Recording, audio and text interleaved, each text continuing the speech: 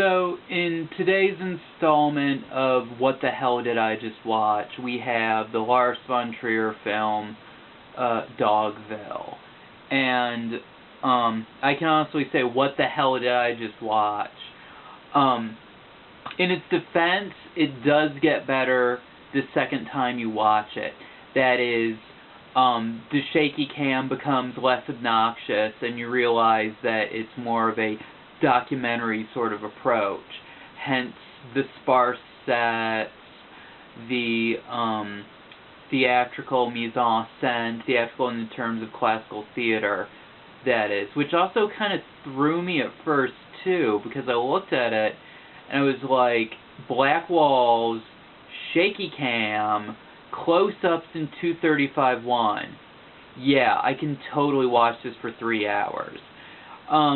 And it kind of was a little tough to get into at first because the only, antecedents for me in my film watching to this sort of thing was the artificial theatricality, stage sets, sparse sets, things like that, was the Eric Rohmer film Percival de Gaulois. I also thought of Zyberberg's films, the German trilogy. There were no, projections on the walls, a la Zyberberg's Hitler, a film from Deutschland. So that was a little disappointing, but, this isn't a sort of cinematic style I see being used by everyone. So, it took a little getting used to. But, other than that, it's a conventional film, I guess. Since it all looks like it takes place on a huge theater stage, the acting is kind of toned down.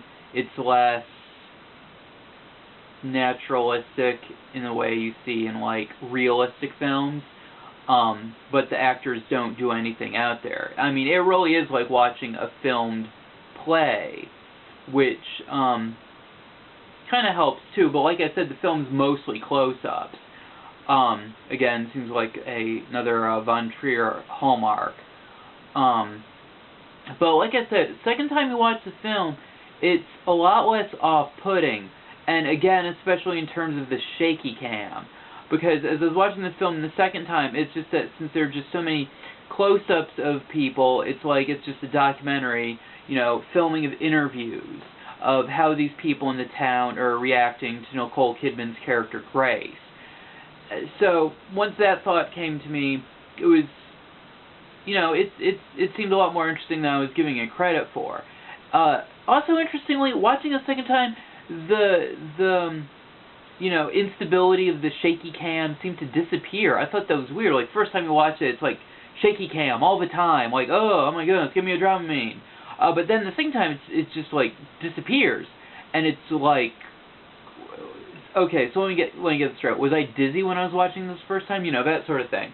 And it just seems to not be there at all. And I can't say that this is a sort of film that prompts a radical reevaluation the second time you watch it. It's just that you watch again, and it's like, oh. But then again, it might have been familiarity on my part, knowing where the story was going, how the actors were expressing themselves, how they moved about in the space there. So that quickly ceased to be a problem.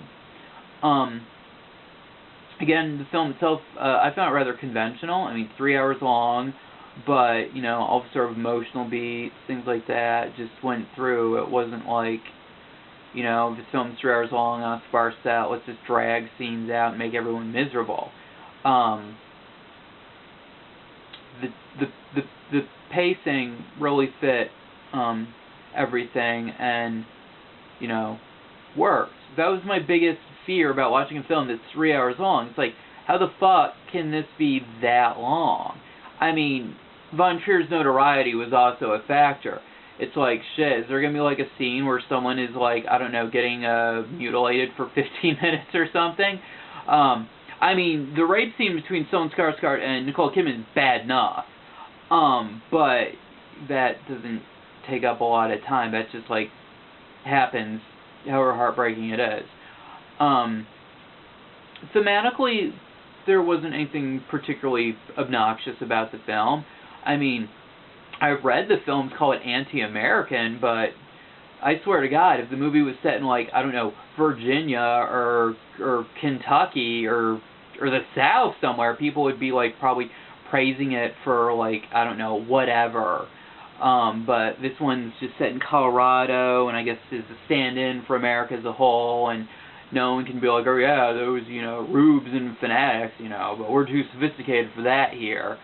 I don't know, maybe because it's supposed to be all of America, people thought it was anti-American. I don't know. Like I said, like, people would probably be applauding its daring and its a satiric power if it was, you know, set in the Appalachians or in Louisiana or, you know, somewhere, something like that.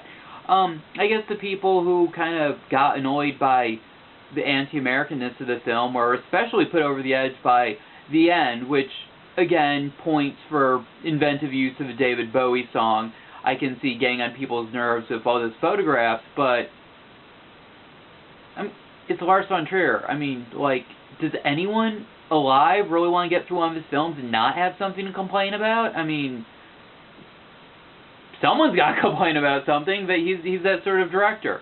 But anyway, I guess I can understand that, but the themes and everything I thought was powerful, like, anti-American or not. The whole thing about this community turning against this woman was, I thought, captured with a lot of respect for the actors. Like, no one was grandstanding, no one seemed particularly, I don't know, cartoonish. I mean, Chloe Sevigny and Patricia Clarkson, I thought were especially good. I mean, we've all met people like that or lived around them, and like this whole dynamic of blaming the victim rang true to me there. And I have to say that that's part of it, although I think that, like, the larger point of the film is really Paul Bettany versus Nicole Kidman. Because, I mean, he finds out she gets raped by Stellan Skarsgård at one point, and instead of just, like, I don't know, bringing the town to its knees, it's just more like, oh, yeah. And then, as it goes on, you find out he's kind of sexually jealous of all these other people getting action, even though, come on, she's being raped. You kind of look at the guy and it's like, oh, is this one of those nice guys? So, you know, all of his time into the film, he's, like, finally just, like, really upset, and it's not because she's getting raped, it's because, you know, people are having sex and he's not, and it's like, so, you know, so we've got him, and then we've got Kidman, so I think the film is basically about them, like, how are you going to react to this person and then the other? And the whole time Nicole Kidman's suffering, it's like, this can't end well. And it turns out it doesn't end well for everyone else in the cast, because she gets her revenge. And that's also another point, too. Like, you identify with how victimized and abused she's been, but at the end, it's basically kill them all, you know, scorched earth policy.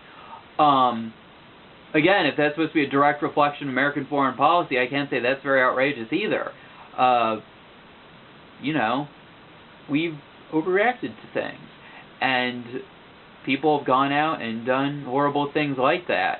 But I think that's, like, the crux of the film there. And I don't think the film's incredibly irresponsible to do what it did and ask those questions.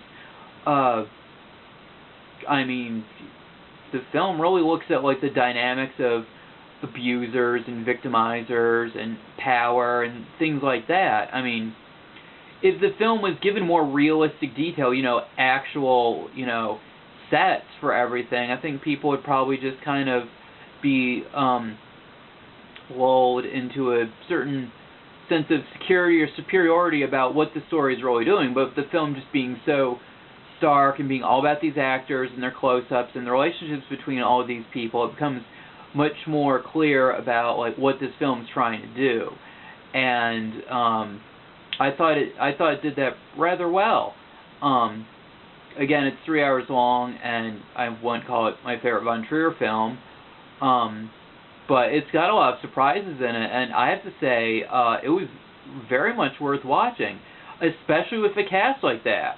And also, let's be honest, John Hurt narrating a movie is the best thing ever, so, you know, if all else fails, get John Hurt narrate something. I mean, that really helped the movie, not to slight any of the other actors, but come on, I love John Hurt, he's a great actor, and his voice there works just perfectly.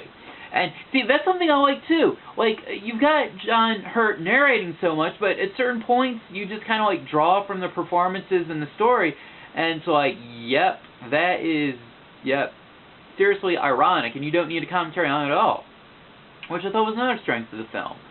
But in any case, it is what it is, and kind of glad I watched it. So there we go. Less of a what the hell did I watch than I don't know. You watch the movie and you're less disoriented. So there we go. That's all I have to say about that.